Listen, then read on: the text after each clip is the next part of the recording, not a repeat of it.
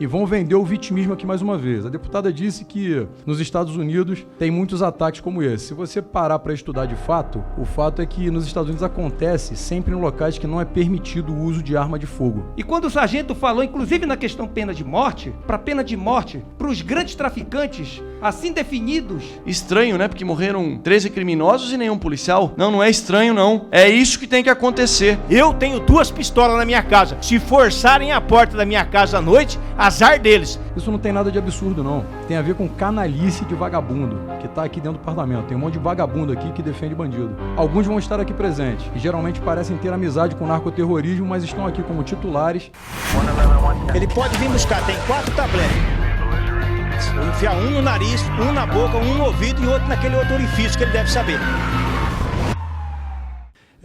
O sargento Farrur sempre imitando, não tem jeito. O que ele fala é exatamente aquilo, é chumbo no rabo de vagabundo, isso aí não tem conversa. Ele mencionou a deputada que falou anteriormente, provavelmente ela não é policial e não convive com a realidade que nós aqui convivemos. A maioria aqui são policiais e operaram em campo. Eu coopero, Major Fabiana e Sargento Gurgel, na área mais conflagrada do Brasil, que é o estado do Rio de Janeiro. Ali é a vitrine da violência no mundo. E muitos vêm dizer que nós não atuamos, nem sabem como atuamos na verdade, né?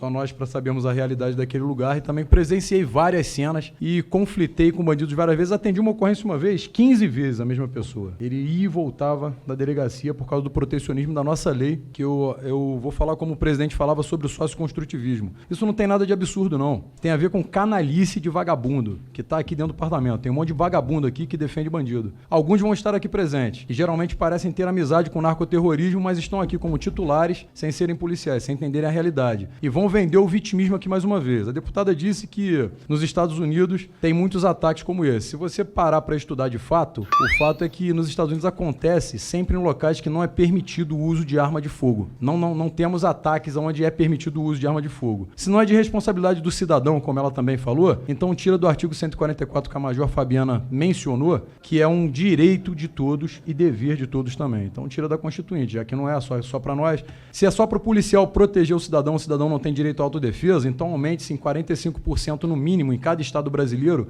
para que nós tenhamos o efetivo para defender o cidadão de fato. Agora, para vir aqui falar um monte de asneira e dizer que a polícia mata desenfreadamente ou oferecer audiência de custódia para vagabundo, não dá mais. Aqui a gente não está mais para ser hipócrita, porque aqui não tem ninguém brincando, nenhum amador. Então o que eu quero fazer, como o sargento Farrur deixou muito claro, o nosso embate aqui vai ser bem firme para combater, inclusive vagabundo que está aqui no parlamento. Obrigado, senhor presidente. Boa noite a todos os colegas.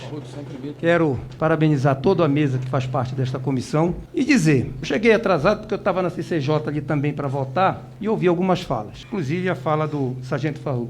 Parabéns, meu irmão.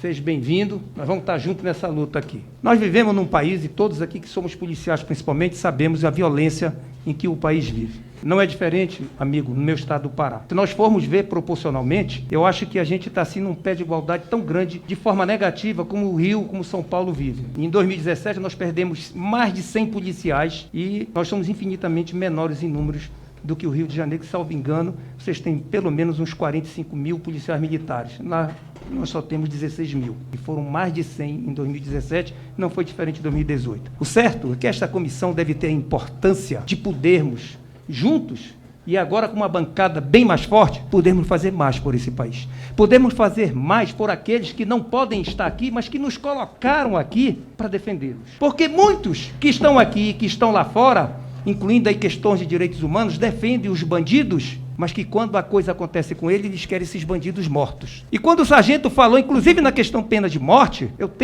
possa ser que não passe, eu tenho quase que certeza que não vai passar, mas eu aceitei o desafio de lançar o projeto no OPEC de mudança para pena de morte, para os grandes traficantes, assim definidos na cadeia do tráfico, e aqueles que são líderes de organizações criminosas, que dentro da cadeia, e acredite, os anos que ele passará lá, ele não vai ficar lá não só comendo o dinheiro, assim como a sua família, do povo brasileiro, dando prejuízo para os cofres do povo brasileiro.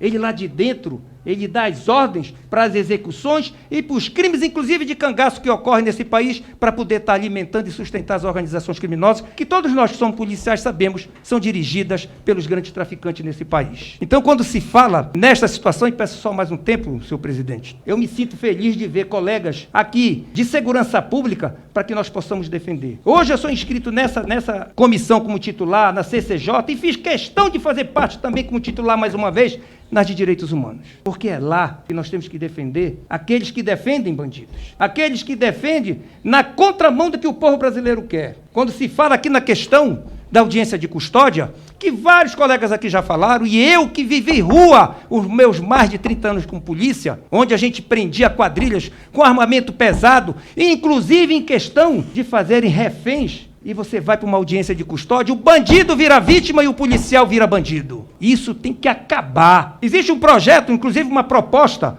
do próprio Eduardo Bolsonaro, que eu relatei, para que a gente possa trazer isso à tona e acabar com essa sem-vergonhice que existe no país. Se o judiciário, ou seja lá quem for, queira fazer a diminuição dos que estão presos, diminuir a quantidade de presos que existe nesse país, que procurem o Estado para que possa exercer o seu papel em outros planos, no plano social. Agora, voltar para a rua com bandidos para voltarem a cometer crimes, isso nós não podemos aceitar. Então eu estou aqui com compromisso, junto com os demais colegas na questão da segurança, para que a gente possa, inclusive, fazer com projetos novos que virão, a gente possa tornar mais duro, a gente possa cada vez mais fazer com que o povo brasileiro possa sentir, se não lá na rua a questão da segurança, mas possa sentir que tem gente dentro deste Congresso que defende verdadeiramente um povo que tanto sofre nesse país. Obrigado, senhor presidente. Obrigado, delegado Éder Mauro. E quando eu fui retirado do serviço operacional lá da Rota, por um governador covarde, à época, que me afastou após uma ocorrência envolvendo crime organizado, onde 6 criminosos, deputado Sargento Farrur, graças a Deus, foram mortos e nenhum policial militar foi morto, que existe uma inversão de valores tamanha nessa casa, que eu já ouvi parlamentares dizendo, olha, mas... E não só parlamentares, né? E eu não quero aqui generalizar, infelizmente, alguns jornalistas. Olha, mas essa ação, estranho, né? Porque morreram 13 criminosos e nenhum policial. Não, não é estranho, não. É isso que tem que acontecer. E nós estamos aqui para inverter, para virar essa chave e acabar com essa inversão de valores que vive a segurança pública no nosso país. Eu fui a Brumadinho, conheci a realidade de bombeiros que estão com salários atrasados e nenhum reclamou sobre isso. Porque eles estão lá para fazer o que nós, militares, fazemos. Nós, policiais federais, guardas civis municipais, policiais civis, fazemos. Defendemos a sociedade com o sacrifício da própria vida. Boa noite a todos e a todas. A maioria dos deputados falou um pouquinho de cada coisa que eu iria falar, mas primeiro, audiência de custódia. Audiência de custódia é um abuso contra o cidadão de bem. O cidadão de bem vítima, para chegar na presença de um juiz, de um promotor, muitas vezes demora meses. O bandido chega com 24 horas. Eu, por exemplo, tô assinando por 24 meses, pagando R$100 por mês para a Justiça Federal, porque chamei 3 vagabundos de gordo, gordinho e Robocop, fui denunciado na merda da audiência de custódia, tô respondendo essa porcaria. Quer dizer, se não fosse essa audiência, ele estava trancafiado lá, não ia me caguetar. Mas em todos os casos, tudo bem. Crime organizado. Precisamos enfrentar com veemência o crime organizado, as facções criminosas. Eu, particularmente, sou a favor da pena de morte, porque quando nós perdemos o controle dos presídios, que de dentro do presídio, um criminoso continua cometendo crimes, igual esse desgraçado desse Marcola. Esse cara tá há 20 anos preso, 1.415 dias em regime diferenciado, solitária, tá? Pervertido. Se for solto, vai voltar a cometer crime. Esse cara custa milhões de reais pro país, aonde poderíamos educar quantos e quantos jovens. Esse cara deveria estar morto, executado pelo Estado. Falo isso sem nenhuma dor na consciência, porque é um cara que não tem conserto. Como ele, nós temos milhares no Brasil. Então nós temos que trabalhar, no mínimo, pela pena de prisão perpétua. Eu pergunto pros senhores, na Indonésia, não é exemplo pra ninguém a Indonésia, mas eu pergunto se algum traficante brasileiro voltou lá pra levar cocaína depois que aqueles 2 desgraçados foram executados lá. Um deles defecou na calça na hora que estava indo pro fuzilamento, porque lá o bicho pega. Agora aqui passa-se a mão na cabeça, chefia-se crime organizado e coisas do gênero. Menor infrator, principalmente aqueles que cometem crimes graves, tem que responder pela gravidade dos seus crimes, não pela sua idade. Matam, estupram e fica por isso mesmo. E dão risada na cara da polícia. Peguei menores com 5, 10, 15 quilos de cocaína e crack, drogas de alto poder poder destrutivo e duas senhoras do Conselho Tutelar fazendo a sua parte, fazendo o seu serviço, estavam ali, levaram eles antes de eu terminar de assinar o flagrante. Fiquei até às 10 na delegacia e saíram às 9. Levaram para casa da mamãe. Então, quer dizer, um abuso, um tapa na cara da sociedade. Então, eu penso que nós, à frente de uma comissão importante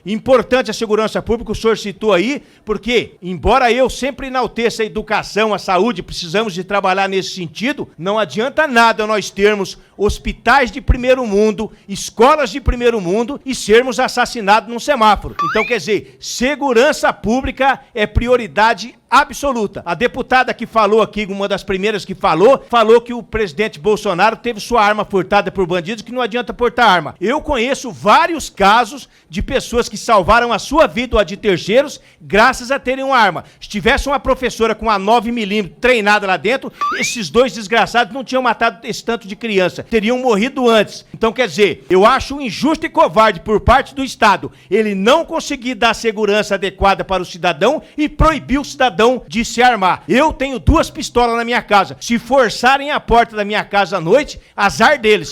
Se forçarem a porta da casa de um cidadão de bem, de um cidadão que não tem nenhum canivete para se defender, e a sua filha de 15, 16 anos estiver dormindo com roupas íntimas, triste destino dessa família. Eu tenho minhas pistolas lá e não abro mão. E vou até no banheiro armado. Porque quando eu trabalhava na Polícia Rodoviária em Guaraçu, deixei a minha arma em cima da cama e fui no banheiro. Um trupé desgraçado de um traficante lá na frente correu pra dentro do alojamento e eu pelado dentro do banheiro sem uma porcaria nenhuma. Outro dia que eu fui entrar com arma, o polícia falou, vai se matar? Falei, não, vou tomar banho, mas com arma? Eu falei, claro, vai ficar do lado da patente, não tem problema nenhum. Tem que ter uma arma pra se defender. Isso aí é praticamente bíblico. No tempo das cavernas já se fizeram lá com pedra, com coisa pra se defender. Então, um absurdo. Agora, bom seria se o Estado pudesse oferecer segurança digna pra você não precisar tua arma. Mas, infelizmente, não é o momento atual do Brasil. Muito obrigado aos senhores, meus respeitos a todos, mas nós vamos ter um embate duro aqui contra pessoas, seja lá de que porcaria de partido for, que vier defender vagabundo nessa comissão. Muito obrigado, boa noite a todos.